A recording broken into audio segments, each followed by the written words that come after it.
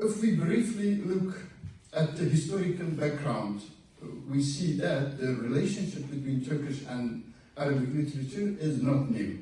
During the Ottoman period, Turkish divan poetry developed in close interaction with Persian and Arabic literary traditions. However, in the modern Republican era, Turkish poetry turned more intensively toward Western literature. As a result, the connection with Arab-Islamic literary traditions often remained in the background. At this point, Sezai Karakoç represents a remarkable exception. His poetry reopens the cultural memory of Arab-Islamic civilization and brings it into dialogue with modern poetry. Sezai Karakoç, of course, first I have to mention first, before transferring to his own poetry, examining his own poetry, I want to mention or talk a little bit about his translation from Arabic literature and Arabic-Islamic literature. In 1967, Karakoç published a small volume titled Üç Kaside and Three Kasidas. The book includes his translation of three important classical texts. The first, Ka'b bin Zuhayr, Qasidat al-Burda, and al-Busri's Qasidat al-Bur'a, and Abu al-Baqa Salih ibn Sharif's famous elegy for Al-Andalus. Later in the same year, Karakoç expanded this selection by adding translations from poets such as Al-Mutanabbi, Abu Nuwas, Hassan bin Thabit, Ibn Jabir, and Dhunnun al-Musri.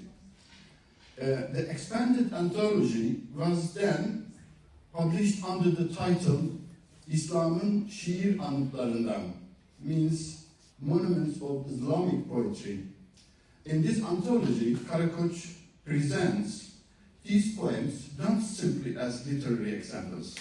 He introduces them as texts representing the poetic memory of Islamic civilization. Indeed, in the introduction to the book, he explains that his aim was to bring a breeze of Islamic sensibility into the present age and to inspire the emergence of a new poetic flame from this tradition. From this perspective, these translations can be read as an attempt to reactivate a civilization memory within modern Turkish poetry.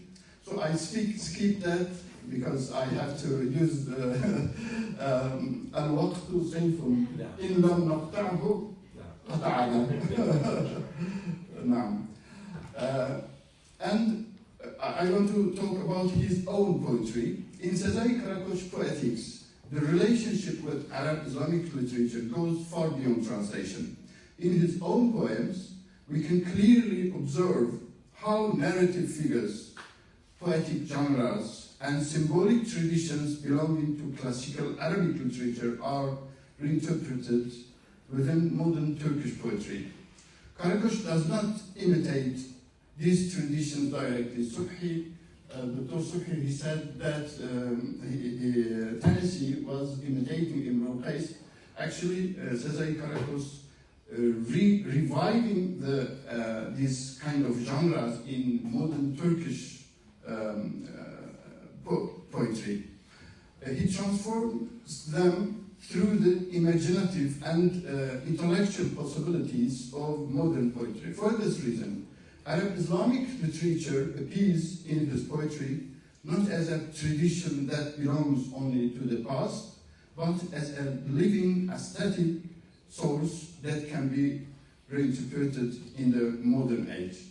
Classical elements such as the figure of Shahrazad, the ghazal form, al-ghazal, prophetic praise form, يعني مديح النبوي, النعت, hunting poetry, tardiyat, and the famous love narrative of Leyla ve Mecnun, Leyla ile Mecnun, in Arabic, Mecnun Leyla. These all acquire new layers of meaning in Karakoç poetry and become integrated into the aesthetic fields of modern Turkish literature. So he is talking about Shahrazad, but he's not talking about Shahrazad as Shahrazad in the Thousand and One Nights, but he's changing her role in a new image and representing her to us in a new image. The opening lines of the poem already suggest this transformation. I'll read a little bit from Turkish for the rhythm. Sen gecenin gündüzün dışında, sen kalbin atışında, kanın akışında, sen Şehrazat, bir lamba, bir hükümdar bakışında, bir ölüm kuşunun feryadını duyarsın.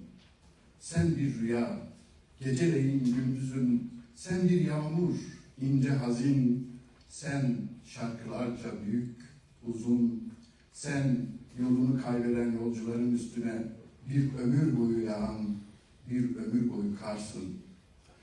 You beyond night and day, you in the beating of the heart, in the flowing of the blood, you, Shahrazad, a lamp in the gaze of a sovereign, you hear the cry of a bird of death, you are a dream of night and day, you are a rain, fine and sorrowful, you are vast and long like songs, you are over the travelers who have lost their way, as snow falling upon them for a lifetime.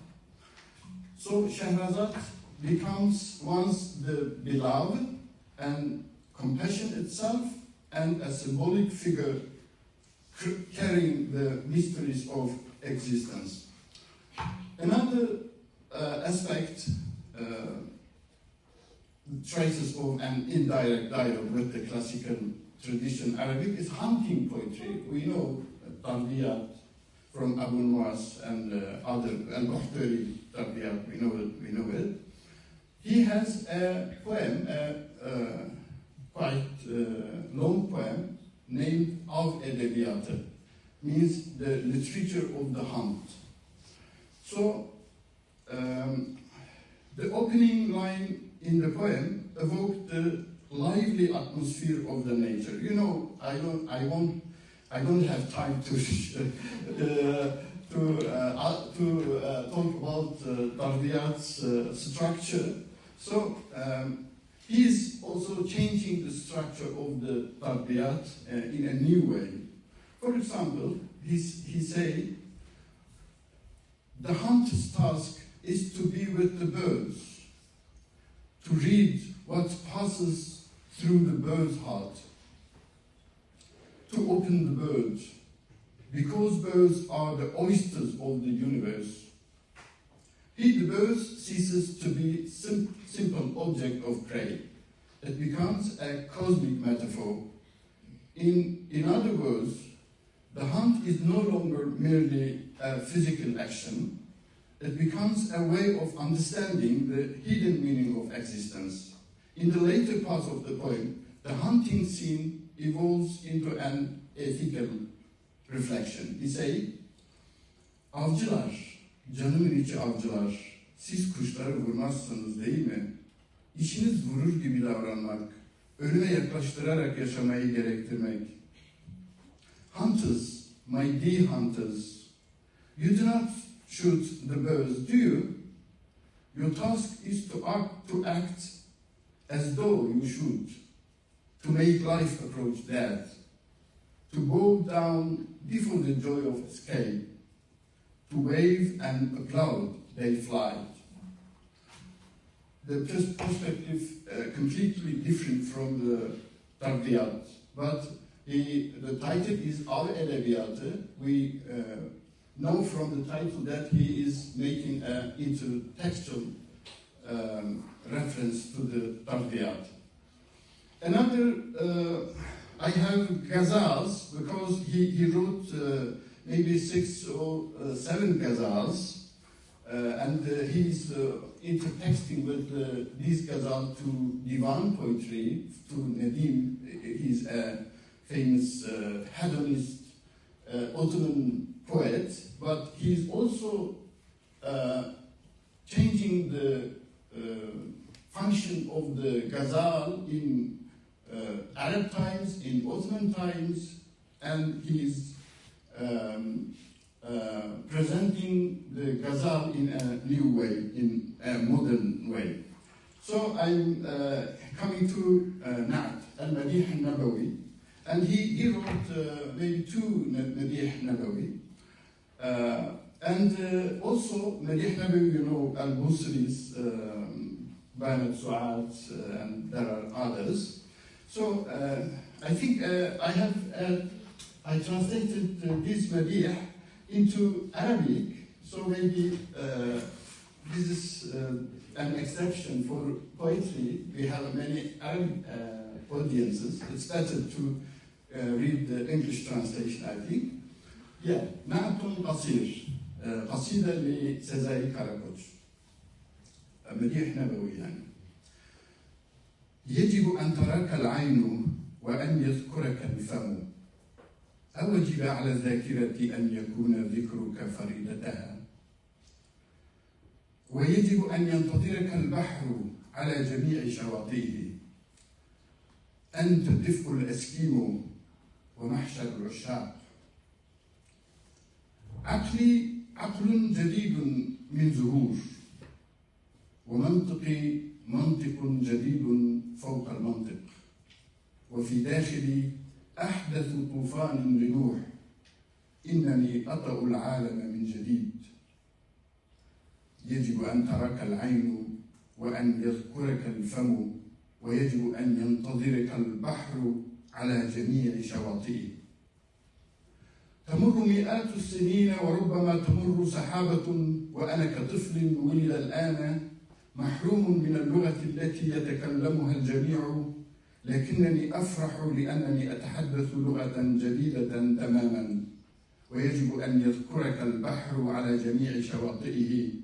أنت ذوبان الجليد ودفء الإسكيمو. في الشوارع الجانبية الفرق الموسيقية والمزامير. هناك يوم مهيب يقترب ويقترب. في كل الطرقات أقواس نصر، والثلج الذائب منصة نعش في أعماق البحار. يطلع النهار وكل مكان زهور وثلج، وهذا يعني أن جميع الأطفال قد نجوا. يجب أن تراك العين وأن يذكرك الفم. أوجب على الذاكرة أن يكون ذكرك فريضتها. ويجب أن ينتظرك البحر على جميع شواطئه. أنت دفء الإسكيمو ومحشر العشاق. And I don't have time, I think. Thank you very much. So if I would have time, I would talk about Layla Majnun, because he has... you have 1 minute. 1 minute, okay. Oh, you. So Layla Majnun, he has also, he rewrite Layla Majnun in a modern form, poetically, because there are many Layla Majnun forms in Persian literature, in Ottoman literature, and this in modern Turkish literature. He also wrote 2 poems. They are very important for me. I have to mention them. Kutsal At, the sacred host, about Algeria,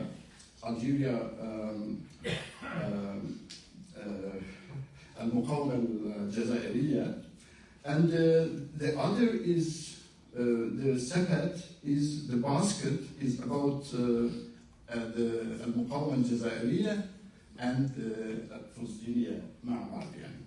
Sorry, I changed the language. So